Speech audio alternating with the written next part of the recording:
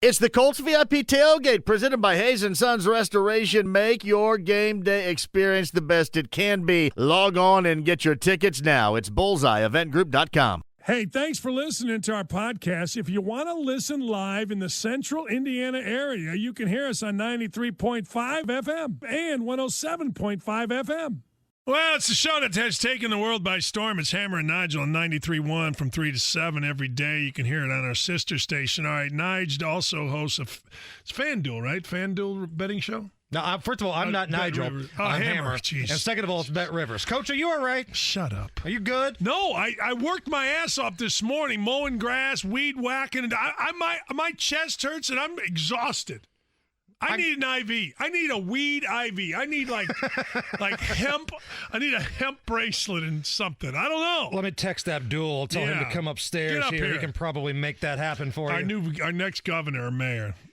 I'm voting for him if he runs. All right, both of you guys, you ready for this? I've been asked this 3 times already, and it's fitting that I would be asked this. I was asking in 3 different ways. One was, hey, Dan, are you betting on preseason games? Number 2, are you a degenerate if you bet on preseason games? And the third one, and they're all different, which was interesting, was what would you bet? Would you rather bet a win, money line, spread, or over-under on an exhibition game? I don't know. I'm going to bet on it because that's who I am, but what about you guys? What is your thought on betting exhibition games? Well, I went 2-0 last night, so that tells you all you need to know about what kind of degenerate that I am. Right. We had Steelers getting the points last night, and we had the under on the Washington and New England game. So last your night. answer is yes.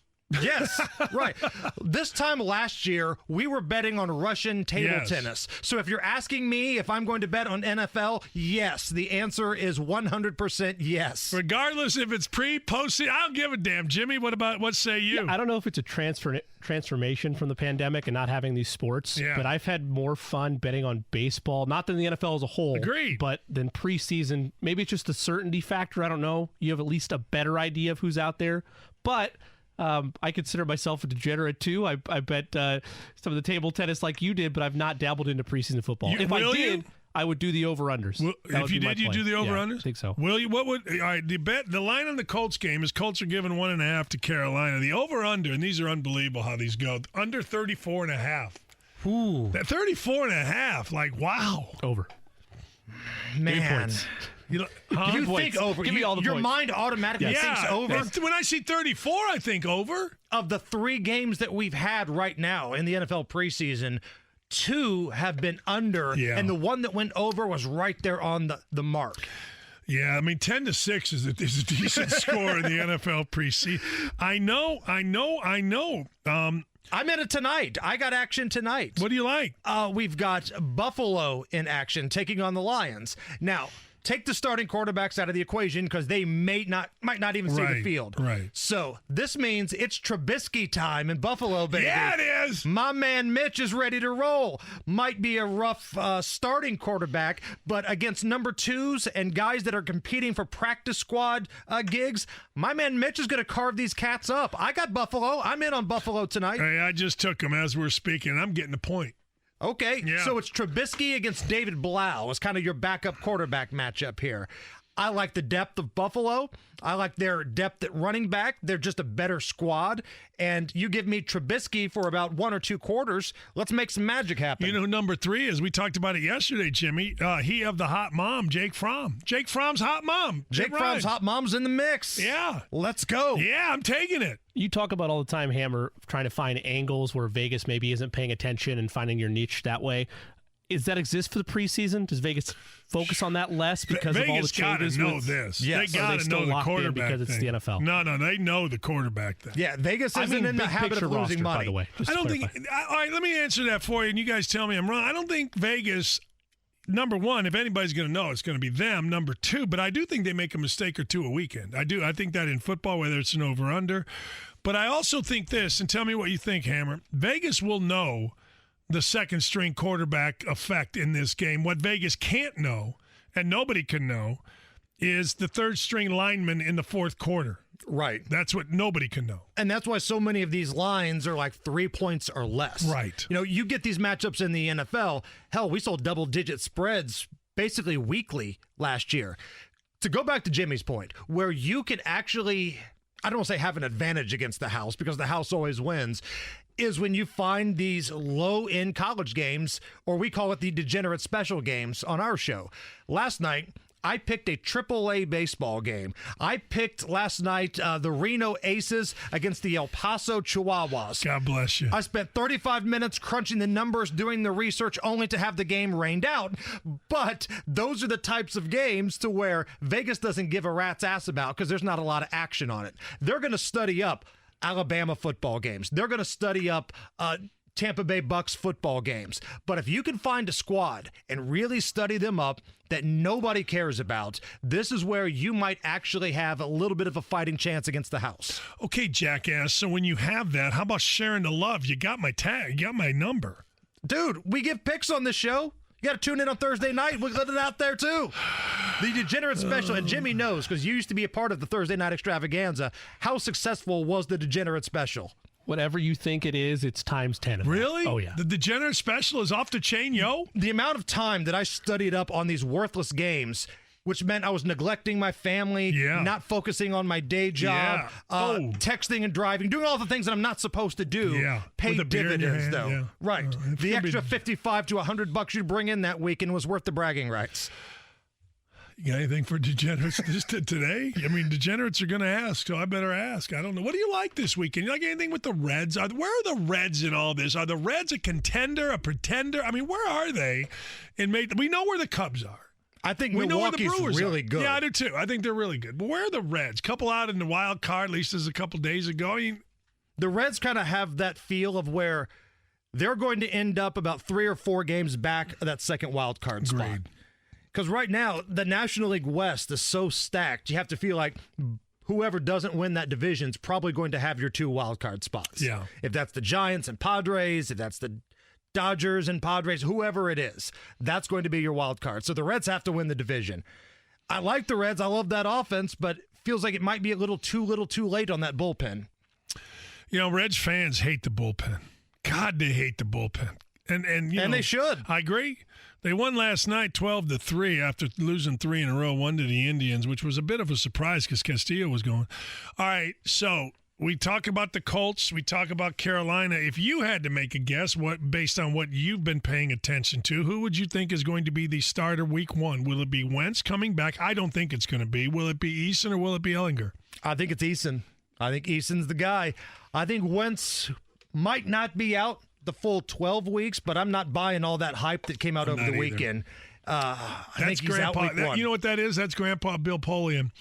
Knowing that people are questioning, so he reached out to his number 1 fan, Chris Mortensen. True story, he did. That's how it came down. Said, hey, we need something. There's grade 5. They'll be back. So Mort did what Mort does. He shills, and away you go. That's exactly how that came out. It's funny how Mort's around all the Colts movers and shakers in Canton over the weekend, and lo and behold, he's got this big story coming out 2 days later. Right? That's exactly. Grandpa Bill got it done, man. He did. He got it done. If I were going to say to you, bet against the Cubs every game, money line. Not money line because the numbers are so big, but minus 1.5, which is normally what it's going to be. It's never really more than 1.5 in baseball. Do you think between now and October, when the season's over, you would make money? If so, how much you think you'd make betting $20 a day, $10, whatever you want? I need to see the schedule. How often do they play Pittsburgh? Are they done with the Diamondbacks? They're done with the Diamondbacks for certain. This I know. Pittsburgh, I don't know. But one thing I do know is they are horrific, yes. The Cubs. When I say horrific, you and I both know the definition. I mean, we look in the mirror every day, and it is, frankly, horrific. So I say to anybody, hey, man, they got the Marlins coming in today. Through the weekend. They go to the Reds on a reduced capacity game, 16th, 17th, 18th. The Royals, who've been playing pretty good, come in. The Rockies come in. Then they got to go to the White Sox on the weekend of the 27th, 8th, and 9th. The Twins stink. They go there. Now, here come the Pirates for 4. Boy, that's going to be some bad baseball there. Bad baseball. But here, how about this to end it? San Francisco, who's got a great thing going on, From September 10th, they got San Francisco 3 times. Philadelphia, who's leading the division, 3 times after that. That's 6. Milwaukee, there's 6 more. That's 9 straight games on against really good teams. They could lose all 9 of those. Yes, they could. All on the road, by the way. That stretch. San Francisco's not San Francisco, home. but the stretch of Philadelphia to Milwaukee. Yeah, Philadelphia, Milwaukee. They have a. Well, I'll tell you this ain't gonna be easy. They have a 6-straighter at home against the Reds and the Giants. Giants pretty damn good. They are, and they're going to be playing for something. That's too. exactly right. Oh boy, I think if you do fade the Cubs the rest of the way, I think you come out ahead. I may start today just for S's and G's, man. This is such a bad Cubs team. Like we've seen bad Cubs baseball before. We have. Like the 1985, the 86 Cubs. I mean, awful, just awful. But you chalk that up to, some bad draft picks and whatnot. But they still had guys that I think you would pay to watch play the game. There was still Ryan Sandberg there. You're paying to watch a Hall of Famer. Can you stay for another segment? Yes. I want to get into this because I said this the other day about the Cubs. First time in my life something has happened, and I'm going to tell you something else.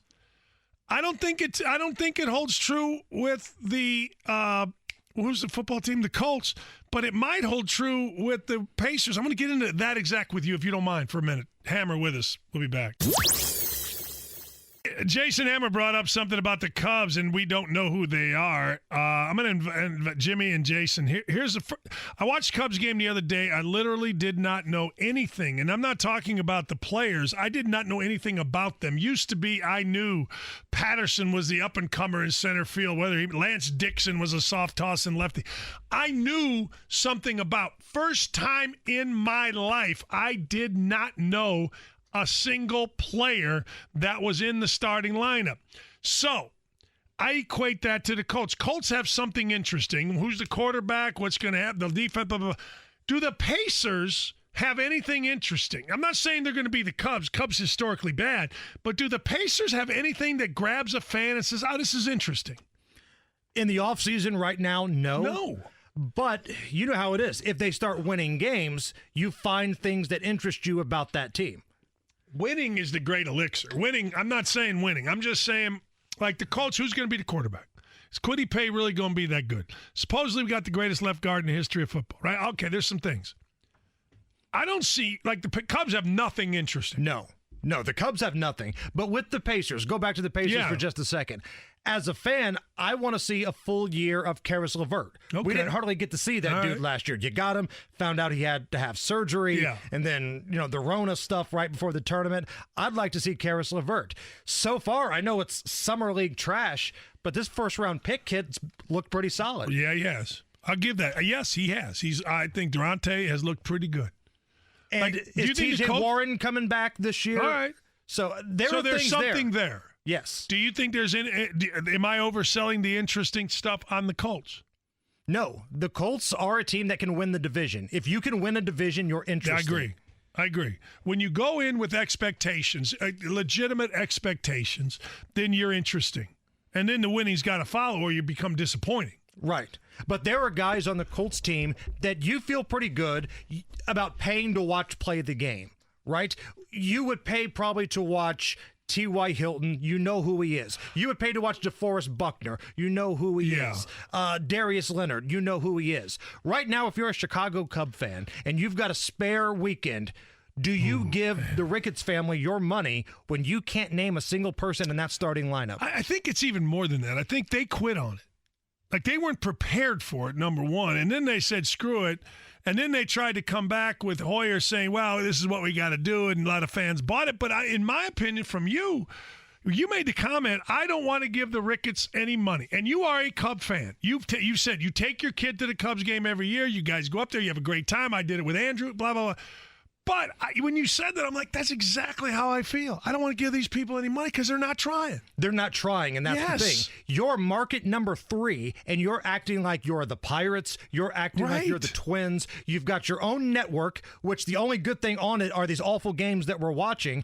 I was told having this marquee network was going to bring in boatloads of cash, but instead they're building plazas around Wrigley, doing a bunch of crap that nobody really asked for, and then acting like they're poor. No. If you're going to stink, make it so where, well, a player didn't work out. This draft pick. Soriano wasn't what we thought. He didn't work out. Yeah. Right. They chose to be this bad right now, and it doesn't look like they're going to be any good. I mean, competitive good, barring a free agent buying frenzy in the offseason for about another 3 or 4 years. And that's why I've always respected what the Pacers have done. Like, the Pacers have always said, we ain't tanking. We ain't tanking. Colts have said, we ain't tanking. And I like that, because if you don't tank, you at least have hope. There's no hope here. And in baseball, it's not like the NFL where you can tank, you can get that star quarterback. Yes. 2 years later, you're in business. Baseball, it takes a while because they're going to come up through summer league ball, single A, Right. double A, triple A, and it's going to be a while.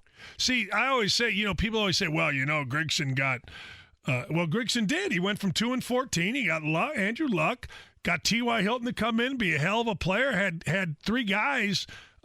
Vic Ballard, the whole draft class became the highest.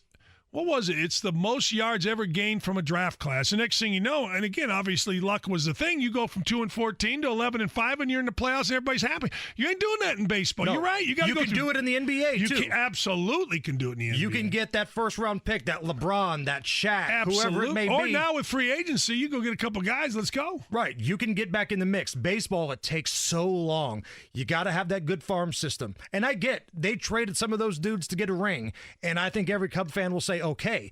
But it can't be this bad. No. Right? What were you doing the rest of the time? So if you're going to trade away guys like Gleyber Torres to rent Chapman, which is what they did, and I think that worked out for both teams, you're telling me that your drafts were so bad in single A, double A, nobody was ready to come up and get better immediately? That's what stinks. You're the Cubs. You've got the money. You've got the fan base. We buy the tickets. We go travel and watch this team. We buy the merch. We have the network. You're acting like the Pirates, and it's gross. I agree. That's Jason Hammer, man. You hear Hammer and Nigel, 93.1 from 3 to 7. Have we seen the mayor of Indy? He did his budget rollout the other night. Good. So he's around, Not many reporters in the city want to ask where he's been, certain but they have dates on the calendar. Oh, man, they have every answer, though, all these reporters. Man. Hey, Dan, tell Hammer the Colts have good relationships and bad feet. You ain't lying there, brother. Ooh. All right. The great Uwe Blop joins us. See, Uwe, you're not steeped in the whole Indiana-Purdue thing, although you enjoyed kicking Purdue's ass as much as anybody. Could you ever see yourself transferring from IU to Purdue? No, I don't think so. Right? I mean, yeah, we grew up at Indiana, Purdue, and Kentucky. I mean, right. You don't have to say anything else. Right. That's what I'm saying. Right? I mean, like, all right, so this guy wants to go, and, one of the things you can't do is criticize anybody now. When you were a kid, all right, when you were playing at Indiana, did you feel like you should have been treated like a kid? What do you mean, like a kid? I was, 18, 19. Right. No. I mean, obviously not. Well, that's not so obvious, because every time in the modern world that we live in that I criticize a player at Indiana or Purdue or anyone, I get all these people saying, what, you're criticizing a kid? No, that's not how it's looked at, is it? No. Matter of fact, if you tell every one of them, Jimmy. 18, 19, hey, do this, do that, they're going to look, as a father especially, they're going to look at you and say, forget you. I'm an adult. Right. I make my own decisions. You know how they all buckle up. Right. At that age. And so, no, I mean, they know what they're doing. Well, all right, am I a jackass? Don't answer until I finish, because the answer is yes. But am I a jackass? Kid walks into my house yesterday. We knew his girlfriend. I'm sitting in the living room. He comes in the front door. Girlfriend walks in. She's greeted by Tegan, my stepdaughter. The boyfriend comes in behind, looks at me, doesn't say a word, and just walks into my house. So I say this. I say, hey, who the hell are you? And he goes, well, I'm so-and-so. I go, hey, you don't say hello when you walk into someone's house? Oh, hey, sorry. I go, no, it's just common courtesy. So is that a jackass move, or is it an adult trying to teach a child how to work, how to be a human being move? It's definitely not jackass. Oh, good. Thank you. I seriously, I don't know about teaching. It's common courtesy, Right. And maybe it is teaching. You're right, but now. All right. Is it an adult move? Yes, you're treating him like an adult. Right. Right. And I'm showing him how to be an adult. Yep, I totally agree. Now, keep this in mind, whether you're a jackass or not. It depends on the tone you have. Right. If it's a really my tone wasn't bad. Tone. It wasn't. No. It wasn't anger or aggressive. It was, hey, who are you? Which is always going to be seen as aggressive, I suppose. But no. You could say, "Hey, who are you?" Or you no, could I didn't say it like hey, that. Yeah, you. I said, "Hey, who are you?" Jimmy, Right. You're laughing. Because that was going to be my question as well. I know. Was tone is the? I mean, it's your house, so you do whatever you want. I right? know that. But tone wise, I'd be more spooked if there was a lot of fierce aggression behind that. It wasn't fierce aggression, but I was serious about, hey, who are you? Because I'm like, hey, well. Yeah, it takes a community to raise a child, Curtis Manlow. So, yeah, I'm trying to help raise a child here, Oov. Yeah, I totally agree. That's why I'm saying you, in my opinion, you were not a jackass. Good, because I generally feel bad about everything that I do. I do. My wife's like, man, you feel bad about everything. I go, I know. I didn't feel bad about this one. This one I didn't feel bad about. I didn't get it. What you got? Is there any way he could have missed you on the way in? No. Okay, then. Yeah. No, I saw him look over. The light was on. It was kind of dark in the kitchen, but the light was on where I was. And my big fat head was there, Jimmy, and I was resplendent in red. Then no reason he should have missed you then. No, You're well on your way. I thought about that. You know how your mind can go for a split second? Hey, Oov, Funky wants to know, why aren't you going to be at my house this weekend? What the, Yeah, that's a good question. As you know, it's a double-edged sword. It is what it is. I am still worried about COVID, even though I'm vaccinated. And my wife's out of town visiting her mom. Her mom is okay, but they haven't seen each other for since Christmas. And so, she wanted to go, and I got to take care of the house and the animals and those kinds of things. So, what does that mean? What does taking care of the house and the animals mean? Well, we've got 9 chickens, we've got 7 cats, we got 2 dogs, and I got a garden that's got to get watered. Yeah. Texas is bad. And, that's about it. Uwe, how does your workload change when she's not there? Is it a drastically different day to day? No, not really. She pretty much takes care of the chickens. But, everything else I do already, yeah. But, if I wasn't here, so none of that would get done. I got beaten out by chickens. Is that what you're telling me? Yeah, I guess that's true. All right, something else that I wanted to ask you. So, you were one of my roommates in college. We played together for 4 years. My son's roommate in college is a guy named Duncan Robinson, okay? Duncan was not a draft pick. Duncan plays for the Miami Heat. Duncan just signed for $90 million with the Miami Heat, the most expensive contract ever given to an undrafted player. Dang, I did not know that. Yeah, so Duncan signs the contract, goes, gets tacos, gets on a plane, flies to our house, and spends the last weekend at our house. All right, sends a text to all his buddies, including Andrew and another guy they played with, hey, let's go. We're going to Vegas, then we're going to Tahoe on me. You were a first-round draft choice. You signed a contract. You never offered me or Roger a damn thing, pal. Oh, my word. You know, you said you feel bad about everything. Oh, I feel really bad. Yeah, I'm right sure you now. do. Yeah, okay. No, Yeah, I'm okay. serious. I'm definitely serious. Now, here's the deal with Duncan, though. I had to feed him and I had to give him all the beers we had. It wasn't like he came in and bought us a new house or anything. You know what I'm saying? Right, So, but I mean, yeah. But you know, if I had come in, you would have done the same thing. Of I remember course. last time I came in, I was going to pay for something. You said no. No. Yep. You don't pay when you're when I invite you to come to my house, you ain't paying for nothing. Kidding me?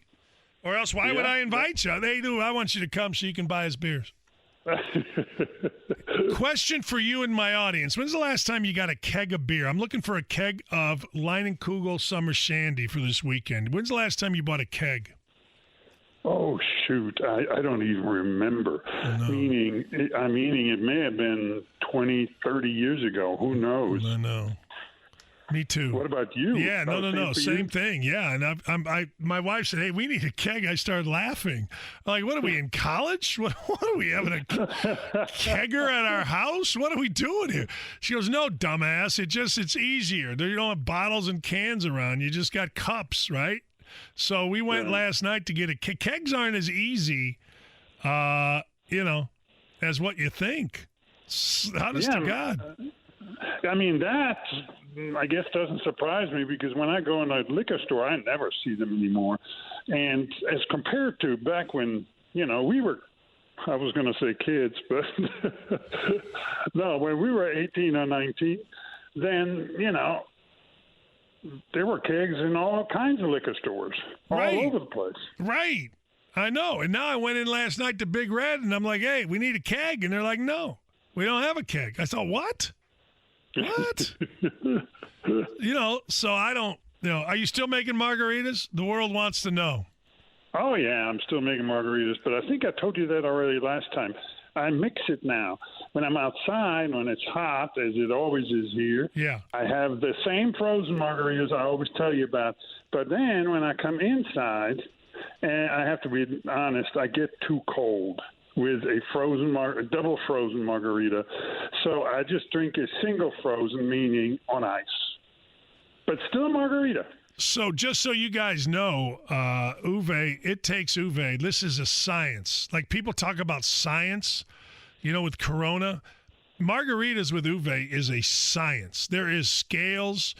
There's just, I don't know, man. There is a lot of things that go into it. And when you eat, and I'm going to say eat one of your margaritas, they're really good. They're really good. Especially if they have seasoned properly. Yeah. And when I first got to you a couple of years ago and I made them, we already had them like the next day. They weren't seasoned quite enough. So then when I left, I asked you, how did you like the remaining ones that I left at your house? And you said they were really good. They were great. Typically that's what they are. They are awesome at that point.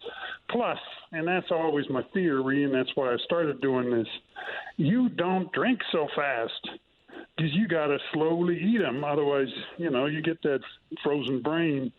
And so, my goal was not to get hammered every day. My goal was to have a refreshing margarita. And so those work out great. No, I'm with you, brother. No, I'm totally with you. I mean, your margaritas are very refreshing. And I got to also tell you, did you ever see Breaking Bad? Yes. I don't remember what it was about now. Breaking Bad was Walter White. He was a school teacher that started making meth. Yeah, selling meth so. in like Albuquerque, New Mexico. The guys just called you the Walter White of margaritas. You are the mixologist. Hey, the great Uwe Blab is joining us on the hotline, brought to you by Flight by Yingling, the next generation of light beer. We are high above, we're on the 6th floor, so we're 60 feet up here, downtown Indy, in the DriveHubler.com studio. All right, so you're home alone, your wife's out of town, you got your chickens and all that. We calling in hookers? What are we doing? No. No? I have to admit, I think you know that I'm still without a job. I thought you had a job. I thought you said work was piling up in our text. while at home. Oh. And actually you're right, because I am doing job search. And so, when you said, what are you going to do all this time? My goal is to job search. Now, I do have to admit, this morning, because it's nice and cool, I did go down in the woods and chainsaw. But, man, right now in Texas, jeez, it's hot. You're going to kill yourself doing that in the rest of the day. But in the morning, it's okay. So that's kind of what I'm doing right now. Bottom line is I'm not doing much. So, Well, here's what I did not read. I'm also need to see what it looks like on the job front. Heavy right now, lots of action. That's good. Okay, I got it. Yeah, I didn't read it. I didn't read it very well. Oh, Yeah. okay. So I did text you that. Yeah. Yeah, but bottom line is I got to do something, because you're absolutely right. I'm starting to get bored, Yeah. And especially in the summer when you can't do so much outside, it's pretty bad. So It's hot I got there. to. How hot? How hot right now? Well, I mean, right now it's probably just 90 or 95 or something, but it's going to get up to 100, 90, 99, 100, something like that. And it feels hotter than that, right? Oh yeah, it's humid.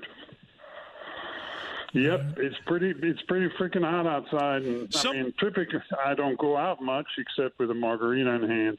Somebody asked on email, just asked, hey, why didn't you go to Coach Knight's when Coach Knight came back and all the former players were there? That's a good question. First of all, I didn't know, meaning I wasn't invited. Right, me neither. Yeah, but, that was not, in my opinion, I'm not saying this negatively, I don't think there was an oversight on their part. There's just so many players, what the heck. But I don't think I could have made it anyway.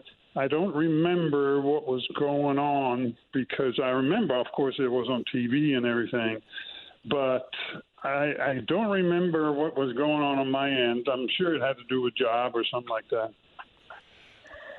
Barry Ferguson says, we love Uwe. Sam Kim wants to know why I asked you about hookers. Just stop, Sam. It's a joke. It ain't that serious. John Hamilton said we need Uwe once a week. There you go. So that's on our YouTube chat. What else is happening today? You got anything? So we're looking for a job. Key's out of town. You killed anything lately? No. No. As you know, and that's what we discussed previously, I don't kill stuff. Much to my neighbors' demise That's or whatever. Right. Yeah, they don't like it. Around here, everybody kills everything. As a matter of fact, over the winter, and I don't think I've told you that yet, I caught, I believe, a total of 8 raccoons. They come up to my house because I feed the cats outside, and Key has one of those cameras. Key's my wife. It has one of those cameras set up, and so every time a raccoon comes up there, she knows it's there. I put a trap out. I catch it, and I swear to God, Dan, you can drive them 3 miles, 4 miles away. It doesn't matter. They come back. It's unbelievable, right? It's incredible. So now I drive them almost 10 miles away from the house. There's a lake there. I let them out. And if they have water and they find some food, hopefully they won't come back. And they haven't. But 8 times I caught a raccoon. And I say intentionally 8 times because I don't know which one I caught several times. But to answer your question, my neighbors, they kill those guys. What do you do with them when you kill them? Oh, they just throw them over the fence or somewhere else, and, the buzzard gets them or, the coyotes get them. And, it's good food for them. I guess you're part of the food chain. But you just let them go and then they come back. That's a chain. That's a circle. That's a circle of life right there, big boy. That's like, man. No, that's a circle of stupidity on my part. It kind of is, really. But I'm just saying, you catch the same one every day or every 5th day or whatever. My dad used to do that with chipmunks. He would trap them. They were in his yard or moles or whatever you call them. He would trap them. And he would drive them out to these woods, and he would always like, Dad, I swear to God, this thing's coming back. It's the same goddamn chipmunk. You know what I mean? Like, Dad, really? Yeah. So I understand that. I do. I get that. Right. Yeah. Now, what I do now, or I just did it with the last two, is I bought myself some spray paint. The problem is I don't want to shoot it into their eyes. And they're, when they're in that cage, they're scared and, they attack you. And so I try to spray painting on their butt. And obviously if I'm successful and another one comes back with spray paint on its butt, then I know it's the same one. Yeah. But so far it hasn't worked, meaning so far I haven't seen one up here with a spray painted butt. Yeah, spray its ass and see if it comes back. That's like tagging the dolphins and the sharks in the sea so they can tell where they're at. Yep. Hey, Jimmy, text me the hotline number. Yeah, that's what they do. They tag them. So, they shoot a little tag into their sides so they kind of track them. They put a GPS in there and they see what they're doing, Now, see, that's what I should do with the coons. And then I could watch what they're doing and how they're getting back to my house. Now, that would be interesting. Right. That would be interesting. But a little bit over the top. You Some think? people may think you've lost your mind. Yeah, a little bit. Hey, what are you doing today? Well, I shot a raccoon in the ass with a GPS, and I want to see what the raccoon is. Yeah, that's nuts. Yeah. No, that's nuts. Yeah, you've lost your mind.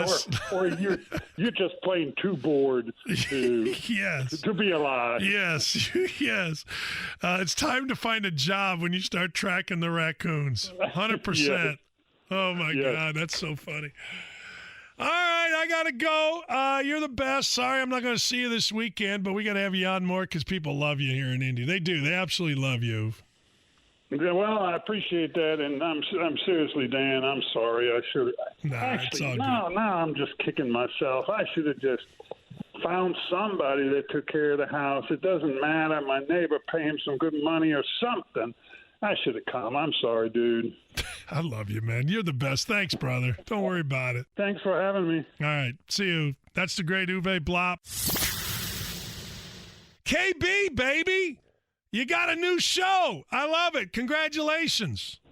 Yo, thank you. Appreciate that, Dan. Yeah, I'm super, super excited about it and hope to continue our Friday chats because I look forward to them every week. You are going to kill it. You know the Colts better than anybody, and it's 7 to 10. KB's going to be on it. I'll let the rest play out how it's going to play out, but KB is going to host it. Jeff Rickard is off to Boston. Kevin's taking his place, and it's going to be fantastic. Hey, you've been out there. Venturi told me, based on yesterday and the days leading up to yesterday, if he had to make a pick at quarterback, he thinks right now, and it doesn't matter because there's a lot of time left, it'd be Ellinger. I always say it wrong. What say you? I don't know how much you've talked to Coach Venturi, Dan, but that man likes Sam Ellinger a whole lot. Really likes him. So that does not surprise me. If I'm playing a football game tomorrow, I think Sam Ellinger is my quarterback. Yeah. Here's the question, though. All right? Here's the question. Rick said this. He goes, now, you got to understand something. And this is the real issue because nothing else matters, right? It doesn't matter what you write, me say, Star writes, Athletic writes. It doesn't matter. None of it matters. That's just for conversation. What matters is this, and this is where Rick said he did not know. What matters is, can the guy win a football game week one? An NFL game. That's the biggest question that you have because you don't know with either of these guys, right? No, and honestly, my biggest question, which I think kind of falls in line with that, is what happens when a defense game plans for? Yes. And Seattle and the Rams, they're going to do that. The Sam Ellinger we're seeing in camp going up against Matt Eberflus's defense, it's just not it's a barometer. It's certainly a test. But, again, it's not a test of Wednesday, Thursday, Friday. This Seattle Seahawks coaching staff has evaluated, 49 games of Sam Ellinger in Texas and 3 preseason games, and now they're locked into what they feel like they need to do to beat him. So that's where I want to see Eberflus. And again, we still got to see this play out, but I want to see Frank Reich go up to Matt Eberflus at some point in camp and say, I know it's against your principles, but you got to, like that song, Who Let the Dogs Out? You got to let the dogs out today. You got to do stuff that isn't even in your playbook. You tell your defenders we're playing press man across the board. We're bringing blitzes from from freaking Kokomo to try and rattle Sam Ehlinger, and Eason for that matter as well. But I got to see how they react, because Ehlinger in very controlled settings, again, he's just been the most consistent. And, from talks, and, you would be the one to ask, but I think if you're a head coach and you're thinking about a week one starter and who makes you sleep better at night, it's probably the consistent quarterback over the one that might be a little bit more volatile. Is that what you think as well? Yeah, I want to see Eason, just because I always kind of have one eye towards the future. I think we have to acknowledge that, Jacob Eason has played 20-some less college football games than Sam Ehlinger. So, we knew that there was going to be growth necessary, development necessary, frankly, patience with Jacob Eason. And it's not like Eason has really been all that bad. I feel like, some of my colleagues have just ripped him to shreds. I'm not going there with them. I actually think he's responded really well since Sam Ehlinger and him have started to split reps. So I want to see more of Eason, and we do have a month. Now, unfortunately, all we've got is 3 preseason games and not that fourth, because, frankly, I think it's a competition that would play into that. So part of me wants to see more of Eason because he's got the higher ceiling, higher potential, and I think there's a defined ceiling with Ehlinger of all right, for a stopgap, for a couple games, he's safer. If Wentz is going to miss more time, my answer would probably change. But if I'm playing a one-game season tomorrow, and I know I've got this run game and this defense has played that well, I'm probably going with Ehlinger, which is certainly not the answer I would have given you 2 weeks ago. No, it's not the answer I would have given you until this morning, to tell you the truth. Because the bottom line is let me ask you this, because you've been out there. We heard, okay, now the Colts are, it's all happy. We're trending between, I think that was the word that was used, between Wentz and Quentin Nelson. We're trending to play. Okay. And then all of a sudden, here comes Jimmy saying, well, wait a second here. It kind of pumps the brakes on it. I'm going to assume, and are you going to assume, that it'll be one of those two guys and Wentz will not be ready week one, or they will not bring in a veteran that can legitimately compete? Is that your assumption? Yeah, I think so. Now, 2 factors that could totally change that. Eason and Ehlinger look like me over the next 3 weeks in these preseason games, / all of a sudden Wentz has a setback in his rehab and he's going to miss a month or 2. And then I guess a third factor would be, all of a sudden a quarterback appears on the open market that maybe you didn't think, and you're really attracted to that guy. But I kind of like keeping it in-house. I kind of like rolling with one of the rookies. I have a bit of a disdain for kind of Band-Aid patchwork quarterbacks, and I know, I probably shouldn't, but, everybody wants to put Nick Foles in the Pro Football Hall of Fame. Do they forget Nick Foles has played for, 7 NFL teams? If he really was this guy that we saw in January, February, 4 or 5 seasons ago, he would have had a little bit more of a landing spot and stayed in Jacksonville or Chicago, for that matter, where they're still searching for their respective quarterbacks. So I'm just not as big of a fan as that Band-Aid move. I think we got to get past kind of the name of Nick Foles a little bit there. I'm more of kind of a Gardner Minshew if he's available, which, who knows. But, yeah, I think right now they would roll with, one of those young guys, and then, hopefully Wentz isn't out too much longer past the opener. Yeah, it's funny. We're talking about Gardner Minshew yesterday because Urban's been pubbing him up all of a sudden, and my thought was, wait a second here, pal. You know what I mean? That ain't pumping him up. That's trying to get him. Well, it is pumping him up to trade his ass, not because there's any competition here. That's how I look at it, but I could be wrong, KB. No, I think you know your buddy very well, and that's how it kind of looks to me. And honestly, I hate how we've kind of deviated away from throwing rookie quarterbacks into the fire.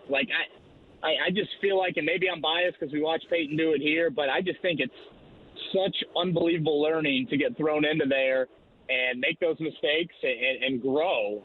So I want to see Lawrence from an entertainment standpoint, but today's a big day. Sunday's going to be a big day. And I just think Chris and Frank will look at the situation and say, can ride the running backs, ride the defense.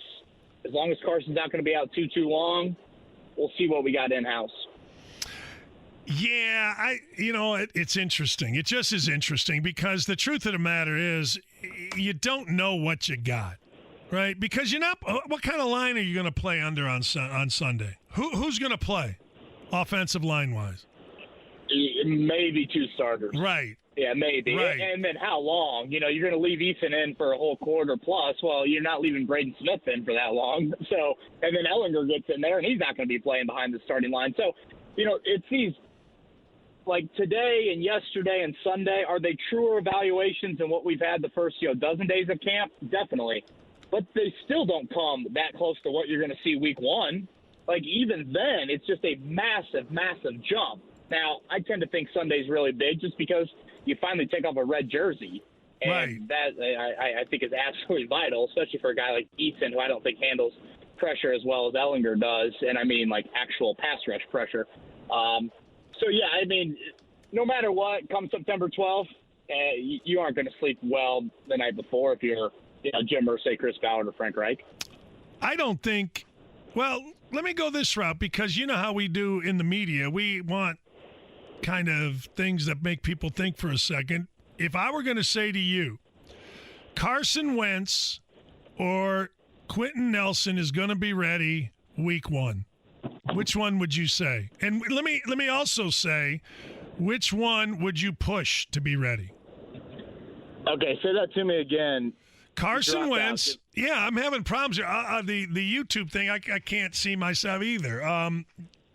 Carson, I'm hearing an echo in my own head right now, which is not good because I hear myself twice. So I don't know.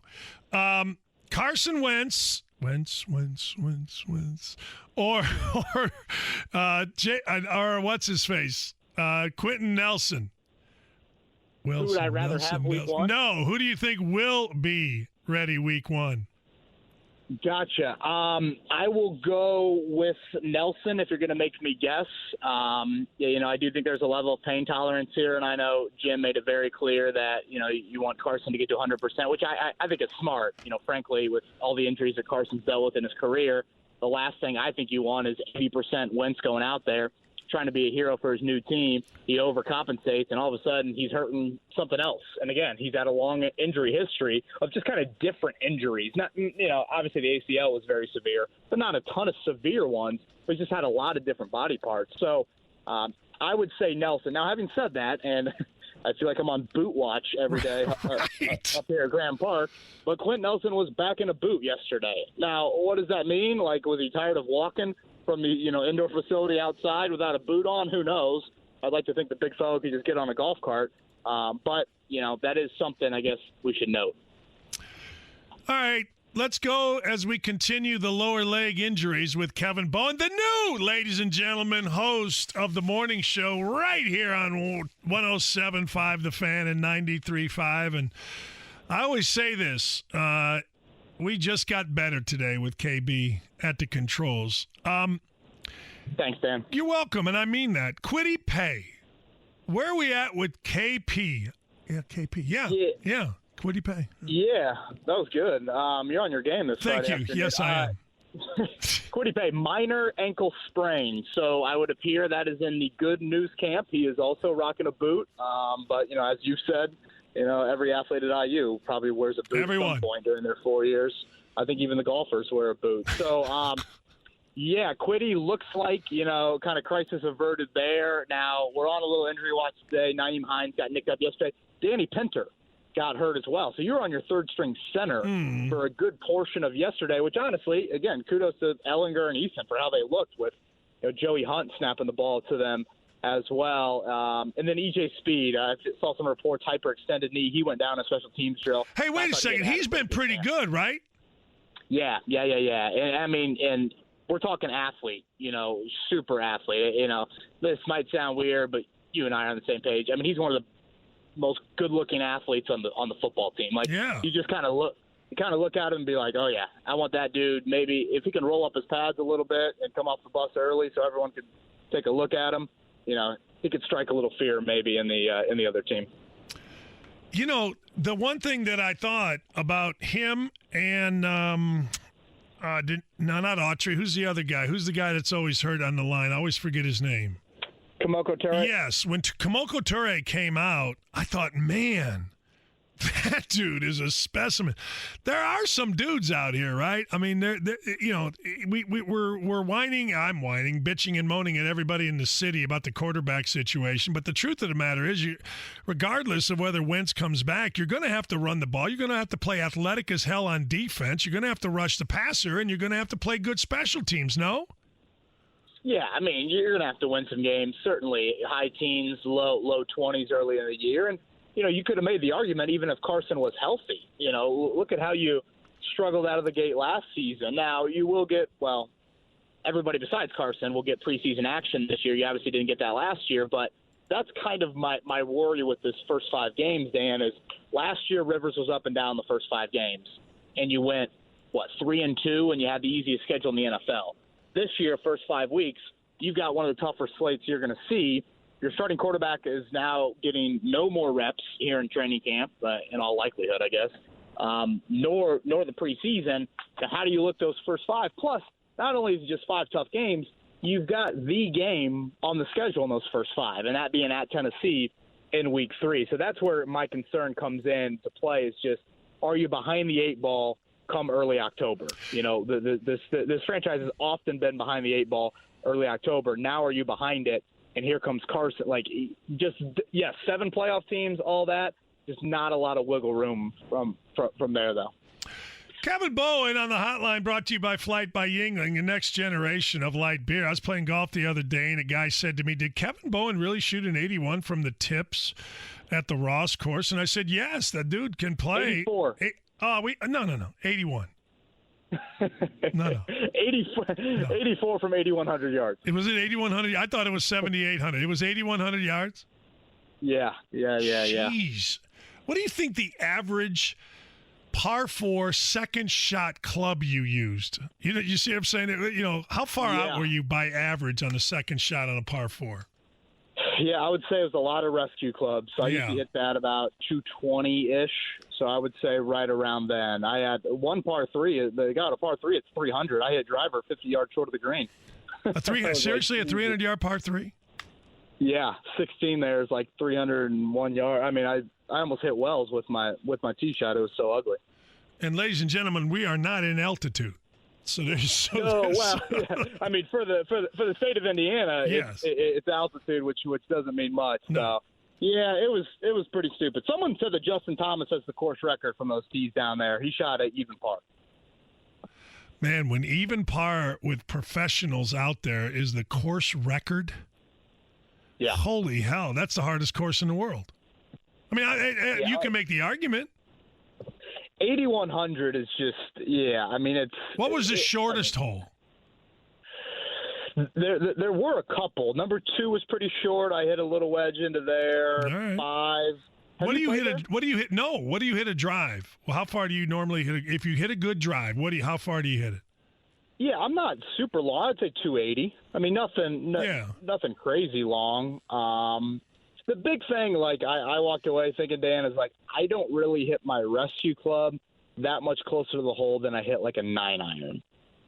Right. Does that make sense? Yeah, no. 9-iron, I hit it to 30 feet. Well, I should, and that's what separates me or, better players than me, certainly from guys that are pros, is they get inside of 150 yards and it's hit it to 20 feet and then make the 20-footer. And I'm just hopefully hit it to 30 feet and hopefully 2-putt and go to the next hole. Guy has asked Kevin if he's played the foul course and how does it compare to the course at French Lick? Yeah, I have played a few months ago. I mean, it's good. I mean, I walked that golf course and think, how the hell did they have that piece of what that used to be the golf course? It was a cross-country course with 18 holes put into it. It legitimately was, yes. Yeah. I can't go there, but the foul course is good. Needs to mature a lot. That fescue grass takes a while, but I mean, I heard some rumblings that they want to have some big time tournaments there, and I think it'll get there. I would like a little bit more water on the golf course. It's just all really trees and a couple just kind of hazards. So, but it's good. I mean, it's worth the it's worth the price. Have you played it yet? No, but every single person that I have talked to that has played it says it is absolutely fantastic. Tremendous. Yeah, it's got I mean, the greens are great. I love just kind of what they do around the greens. I love 1. I love 2. Boy, I could go I could go all of them, honestly. 18's a really cool second shot into a kind of an amphitheater.